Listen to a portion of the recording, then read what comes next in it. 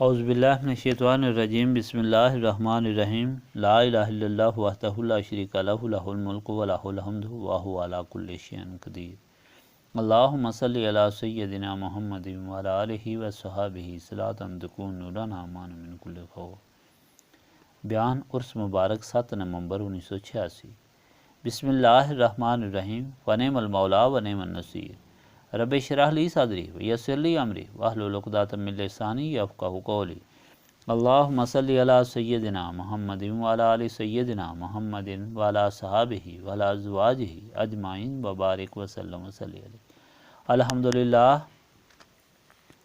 اللہ تعالیٰ کا لاکھ لاکھ شکر ہے کہ مالک نے اپنی یاد کی توفیق اور موقع عطا فرمایا۔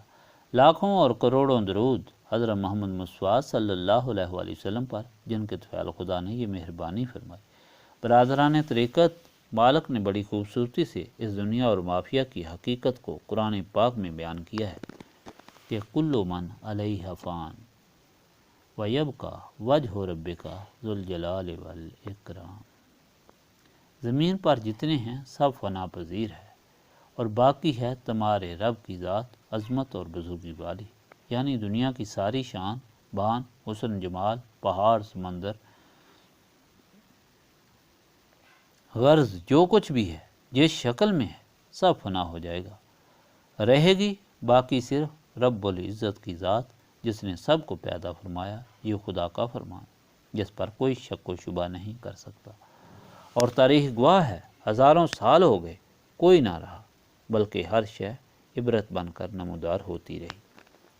تو ایسی فنا پذیر سے محبت کیا، خوف کیا اور امید کیا؟ ذی عقل انسان کو تو محبت، خوف اور امید ہو تو باقی رہنے والی چیز سے ہی ہونی چاہیے، اور وہ اللہ تعالیٰ کی ذات پاک، کیونکہ جو لوگ اس دولت کو پا لیتے ہیں وہ ایسے بادشاہ کی غلامی میں داخل ہو جاتے ہیں جس کو زوال نہیں، اور اس طرح اس عارضی زندگی کے اتار چڑھاؤ سے بھی بچ جاتے ہیں۔ جب اس زندگی کے بعد کی زندگی آتی ہے تو وہ بھی اللہ کی نعمتوں سے مالا مال ہوتی ہے، مگر وہ لوگ جو ذات پاک کو بھول کر اپنی امیدیں، اپنی محبت دنیا اور دنیا والوں سے وابستہ کرتے ہیں تو ہر قدم پر ٹھوکر، زوال اور فنا سے سامنا کرتے ہیں، اور آخرت میں ذلت اور شرمندگی اور دائمی عذاب ان کا مقدر بن جائے گا۔ خدا کی ذات پاک کے سامنے سر جھکانے سے انسان کو ہزاروں سجدوں اور محتاجیوں سے نجات حاصل ہو جاتی ہے، مگر اس ایک سجدے کو گراں سمجھنے والا زندگی میں ہزار سجدے کر کے بھی چھٹکارا حاصل نہیں کر سکتا۔ اس سبق کو حاصل کرنے کے لیے انسان اگر دونوں قسم کے انسانوں کی زندگی سامنے رکھے تو سمجھ سکتا ہے، اور یہی وجہ ہے قرآن پاک کا بڑا حصہ ان سچے تاریخی واقعات سے لبریز ہے۔ نمرود اور حضرت ابراہیم علیہ السلام کو لیں، ایک طرف دنیا کی ساری شان اور شوکت کا مالک ہے، دولت، عزت، جاہ و جلال نے اتنا مغرور کر دیا ہے کہ مالک کو بھول گیا ہے، خود اپنا خدا بن بیٹھا ہے، اور آخر موت سے پہلے یہ ذلت نصیب ہوتی ہے کہ جب تک اس کے سر پر جوتے نہ مارے جائیں تو وہ دماغ میں مچھر تڑپنے سے بے چین ہو جاتا ہے، کیونکہ قدرت نے اس کو ذلیل کرنے کے لیے اس کے دماغ میں سب سے حقیر چیز مچھر داخل کر دیا تھا، جو اس کو اندر جا کر کاٹتا تھا، اور اس کے سر پر جوتے مارے جاتے تھے تو اس کو آرام آتا تھا۔ آج اگر کوئی یہ کہے کہ مچھر اس کے بعد کسی کے دماغ میں نہیں گیا تو اس کی غلطی ہے۔ جو خدا کو چھوڑ کر بیوی کی طرف متوجہ ہوتا ہے اس سے، جو اولاد کی طرف متوجہ ہوتا ہے وہ اس سے، اور جو دنیا کی طرف متوجہ ہوتا ہے وہ اس سے اس طرح جوتے کھاتا ہے، اور یہ انجام روزانہ دیکھنے میں آتا ہے۔ دوسری طرف زندگی اور اللہ تعالیٰ کے خلیل حضرت ابراہیم علیہ السلام کی ایک فقیر انسان جس کے پاس سوائے اللہ تعالیٰ کی محبت کے کچھ نہیں، مخلوق تو کیا خود اپنے گھر والے اور قوم والے بیزار ہو کر گھر سے نکال دیتے ہیں، اس کو جلانے کے لیے آگ تیار ہوتی ہے اور بچنے کا کوئی امکان نہیں، مگر خدا کے سامنے جھکنے والے کو خدا نے ہر چیز سے بے نیاز کر دیا، حتیٰ کہ حضرت جبرائیل، حضرت میکائیل، حضرت اسرافیل کی مدد سے بھی انکار کر دیا، اور وہ سکون، دولت، اطمینان اپنے دل میں رکھتا ہے کہ خوف اور غم نام کا نہیں، ہر قسم کی سازش خاک میں مل جاتی ہے۔ اللہ تعالیٰ کی طرف سے وہ عزت اور حفاظت نصیب ہوتی ہے جس کا گمان بھی کوئی نہیں کر سکتا۔ اسی طرح فرعون اور موسیٰ علیہ السلام کو دیکھیں، عزت کس کا مقدر حکومت کس کو نصیب ہوئی اور دنیا کا کوئی ذریعہ عزت کا سبب نہ بن سکا۔ دنیا کی طرف سے ذلت ہی ملی اور خدا کی طرف سے عزت ملی۔ کیونکہ یہ دنیا فانی ہے اس لیے انسان کو بھی رخصت ہونا ہے۔ دونوں کی رخصتی دیکھو، جو اللہ کا بن گیا اس کی رخصتی دیکھو، جو دنیا کا بن گیا اس کی رخصتی دیکھو۔ حدیث میں آیا ہے رسول پاک صلی اللہ علیہ وآلہ وسلم کسی انصاری صحابی کے جنازے میں تشریف لے گئے۔ ابھی قبر کی تیاری میں کچھ دیر تھی تو ایک جگہ بیٹھ گئے اور صحابہ کرام آپ کے گرد خاموش بیٹھ گئے۔ آپ نے سر مبارک اٹھا کر فرمایا، مومن بندے کے لیے جب موت کا وقت آتا ہے تو آسمان سے سفید چمکتے ہوئے چہروں والے فرشتے آتے ہیں جن کے ساتھ جنت کا کفن اور خوشبو ہوتی ہے، اور وہ مرنے والے کے سامنے بیٹھ جاتے ہیں۔ پھر فرشتہ موت حضرت اسرائیل آتے ہیں اور اس کی روح کو خطاب کرتے ہیں کہ نفس مطمئنہ رب کی مغفرت اور خوشنودی کے لیے نکلو۔ اس وقت اس کی روح اس طرح بآسانی بدن سے نکل جاتی ہے جس طرح کسی مشکیزے کا دہانہ کھول دیا جائے تو پانی خود ہی نکل جاتا ہے۔ اس کی روح کو فرشتہ موت اپنے ہاتھوں میں لے کر ان فرشتوں کے حوالے کر دیتا ہے اور یہ فرشتے اس کو لے کر چلتے ہیں۔ جہاں جن کو فرشتوں کا گروہ ملتا ہے وہ پوچھتے ہیں کہ یہ پاک روح کس کی ہے؟ یہ حضرات اس کا نام لیتے ہیں جو دنیا میں عزت و احترام کے واسطے اس کے لیے لیا جاتا تھا، اور کہتے ہیں کہ یہ فلاں ابن فلاں ہیں، یہاں تک کہ یہ فرشتے روح کو لے کر پہلے آسمان تک پہنچتے ہیں اور دروازہ کھلواتے ہیں۔ دروازہ کھولا جاتا ہے، یہاں سے اور فرشتے بھی ساتھ ہو جاتے ہیں یہاں تک کہ 7ویں آسمان تک پہنچ جاتے ہیں۔ اس وقت اللہ تعالیٰ فرماتا ہے کہ میرے اس بندے کا اعمال نامہ علیین میں رکھو اور اس کو واپس کرو۔ یہ روح پھر لوٹ کر واپس قبر میں آتی ہے اور قبر میں حساب لینے والے فرشتے آ کر اس کو اٹھاتے اور بٹھاتے ہیں اور سوال کرتے ہیں، تیرا رب کون ہے؟ تیرا دین کیا ہے؟ وہ کہتا ہے میرا رب اللہ تعالیٰ، میرا دین اسلام ہے۔ پھر سوال ہوتا ہے کہ یہ بزرگ جو تمہارے لیے بھیجے گئے ہیں وہ کون ہے؟ وہ کہتا ہے یہ اللہ تعالیٰ کے رسول صلی اللہ علیہ وآلہ وسلم ہے۔ اس وقت آسمانی صدا آتی ہے، میرا بندہ سچا ہے، اس کے لیے جنت کا فرش بچھا دو، جنت کا لباس پہنا دو اور جنت کی طرف اس کا دروازہ کھول دو۔ اس دروازے سے اس کو جنت کی خوشبوئیں اور ہوائیں آنے لگتی ہیں اور اس کا نیک عمل حسین صورت میں اس کو مانوس کرنے کے لیے اس کے پاس آ جاتا ہے۔ اس کے خلاف جب کافر اور منکر کی موت کا وقت آتا ہے تو آسمان سے سیاہ رنگ مہیب صورت فرشتے خراب قسم کا ٹال لے کر آتے ہیں اور بالمقابل بیٹھ جاتے ہیں، اور پھر فرشتہ موت اس کی روح اس طرح نکالتا ہے جیسے کوئی خاردار شاخ گیلی اون میں لپٹی ہوئی ہو اور اس میں سے کھینچی جائے۔ یہ روح نکلتی ہے، اس کی بدبو مردہ جانور سے بھی زیادہ بدبودار ہوتی ہے۔ فرشتے اس کو لے کر چلتے ہیں، دوسرے فرشتے راستے میں ملتے ہیں، پوچھتے ہیں یہ کس کی خبیث روح ہے؟ پھر وہ اس کا وہ برے سے برا نام یا لقب لیتے ہیں جو دنیا میں پکارا جاتا تھا، یہاں تک کہ سب سے پہلے آسمان پر دروازہ کھولنے کے لیے کہتے ہیں تو اس کے لیے آسمان کا دروازہ نہیں کھولا جاتا، بلکہ حکم ہوتا ہے کہ اس کا اعمال نامہ سجین میں رکھو، جہاں نافرمان بندوں کے اعمال نامے رکھے جاتے ہیں، اور اس طرح روح کو پھینک دیا جاتا ہے، وہ بدن میں واپس آ جاتی ہے۔ فرشتے اس کو بٹھا کر بھی وہی سوال کرتے ہیں تو وہ جواب دیتا ہے کہ میں کچھ نہیں جانتا۔ اس کے لیے جہنم کا فرش اور جہنم کا لباس دیا جاتا ہے اور جہنم کا دروازہ کھول دیا جاتا ہے، جس سے اس کو جہنم کی گرمی پہنچتی ہے اور اس کی قبر اس پر تنگ ہو جاتی ہے۔ حاضرین مجلس، یہی دنیا اور آخرت کے حالات زندگی ہیں، اس لیے قرآن پاک میں حکم ہوا ہے وَكُونُوا مَعَ الصَّادِقِينَ، سچے لوگوں کے ساتھ ہو جاؤ۔ سچے لوگ کون سے ہیں؟ جو زبان سے اقرار کرتے ہیں، دل سے تصدیق کرتے ہیں اور پھر اپنی زندگی میں اپنے عمل سے ثابت کر دیتے ہیں کہ ہمارا مالک خالق اللہ تعالیٰ کی ذات وحدہ لا شریک۔ ایسے لوگوں کے ساتھ ملی ہوئی زندگی دنیا کی رسوائی سے بچاتی ہے، موت کے سفر کو آسان اور باعزت بناتی اور آخرت میں خدا کی غلامی میں داخل کرتی ہے۔ دیکھو حضرت ابراہیم علیہ السلام کے ساتھ، حضرت موسیٰ علیہ السلام کے ساتھ اور پھر نمرود اور فرعون کے ساتھ دونوں کا کیا انجام ہوا۔ دنیا میں جب تک قیامت نہیں آئے گی اللہ تعالیٰ اپنے بندوں کو نمونہ بنا کر بھیجتا رہے گا۔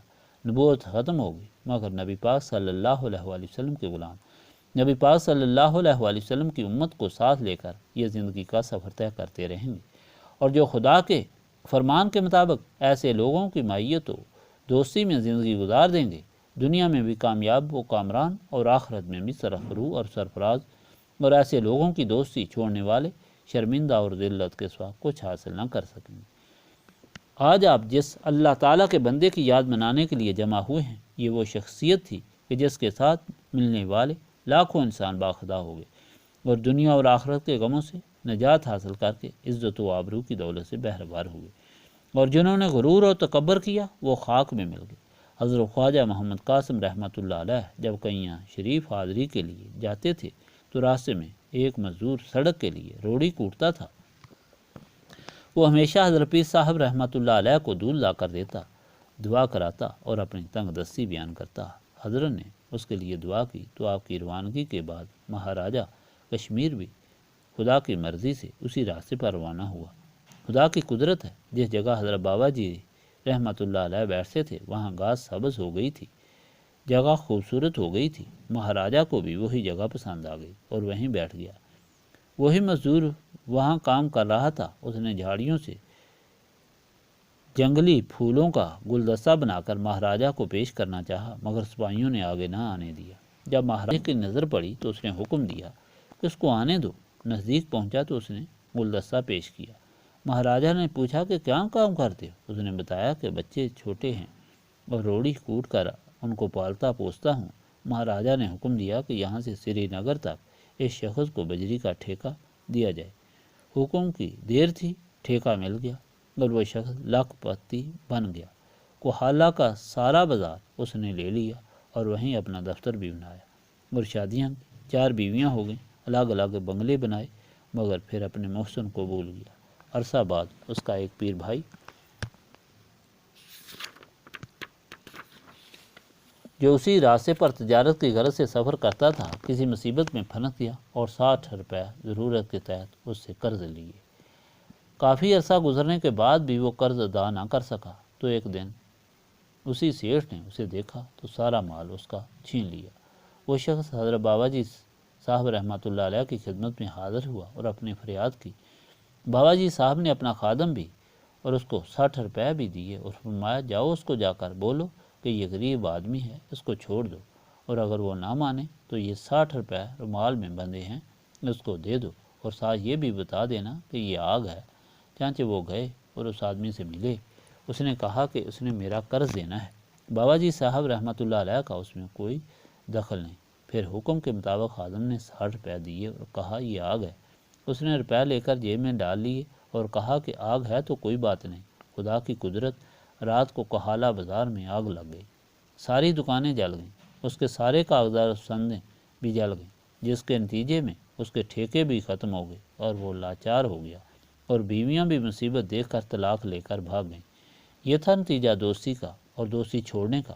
ابھی 2 ہفتے ہوئے مولوی محمد صدیق صاحب جو دربار میں رہتے تھے حضرت پیر نذیر احمد رحمۃ اللہ علیہ سے بہت عقیدہ رکھتے تھے، آپ کی وفات کے بعد دیوانے ہو گئے، اور اس طرح 26 سال گزار کر جمعۃ المبارک کی رات کمرے میں فوت ہو گئے۔ شاہ محمد کوئی 2 فرلانگ دور کمرے میں سویا ہوا تھا اور مولوی صاحب کی وفات سے بے خبر تھا۔ مولوی صاحب کی وفات کے وقت اس کو خواب میں آ کر کسی نے کہا کہ پیر صاحب رحمۃ اللہ علیہ کا نام لیا تو بیڑا پار ہو گیا۔ یہ ہے وَكُونُوا مَعَ الصَّادِقِينَ پر عمل کرنے کا نتیجہ۔ آج آپ لوگ یہاں پر اس لیے جمع ہوئے ہیں کہ خدا کے بندے کی یاد منائی جا رہی ہے، جس میں خدا کی تعریف اور ذکر کیا جائے گا، اور پھر خدا کے بندے کے طفیل ہی دنیاوی مصیبتوں غموں سے نجات حاصل کرنے کے لیے دونوں جہانوں کی خوشیوں اور نعمتوں کے لیے سوال کیا جائے گا۔ یہ آرزو لے کر جمع ہونے والے خدا کے مہمان ہونے کا عملی مظاہرہ کرتے ہیں کہ خدا کے بندے کے ساتھ ہو گئے ہیں، خدا کے حکم کے مطابق اس کے طفیل خدا سے مانگ رہے ہیں۔ ایسے لوگ کبھی خدا کی نعمتوں سے محروم نہیں ہو سکتے۔ اس لیے خدا کا جتنا بھی شکر کیا جائے کم ہے کہ خدا نے یہ سعادت ہم کو عطا فرمائی۔ دعا کریں کہ اللہ تعالیٰ اپنی ذات پاک کے طفیل، اپنی پیاری کلام قرآن مجید کے طفیل، اپنے پیارے حبیب حضرت محمد مصطفیٰ صلی اللہ علیہ وآلہ وسلم کے طفیل اور صاحب عرص کے طفیل ہم کو گزشتہ گناہوں کی معافی عطا فرمائے۔ ہمارے دلوں کی تاریکی کو دور فرما کر نور معرفت سے ہمارے قلوب کو منور فرمائے۔ ہماری موت، ہماری حیات، ہماری جان، ہمارا مال، ہر قول، ہر فعل اپنی رضا کی خاطر رکھے۔ اللہ تعالیٰ حاضرین مجلس کی تمام آرزویں پوری فرمائے، محتاجوں کو غنی کرے، بے اولادوں کو اولاد عطا فرمائے۔ خادمین لنگر جنہوں نے مالی اور جانی خدمت اللہ تعالیٰ کی رضا کے لیے پیش کی، ان کے لیے دعا کریں، اللہ تعالیٰ دونوں جہانوں کی خوشیاں ان کو عطا فرمائے۔ بہت سے حضرات جو اس عرصہ میں فوت ہو گئے ہیں، مرد و خواتین، ان کے لیے دعا کریں، اللہ تعالیٰ ان کو جنت الفردوس میں جگہ دے۔ مولوی محمد صدیق صاحب کے لیے دعا کریں، اللہ تعالیٰ ان کو جنت الفردوس میں جگہ دے اور ان کی خدمت اپنی رضا کے لیے قبول فرمائے، آمین۔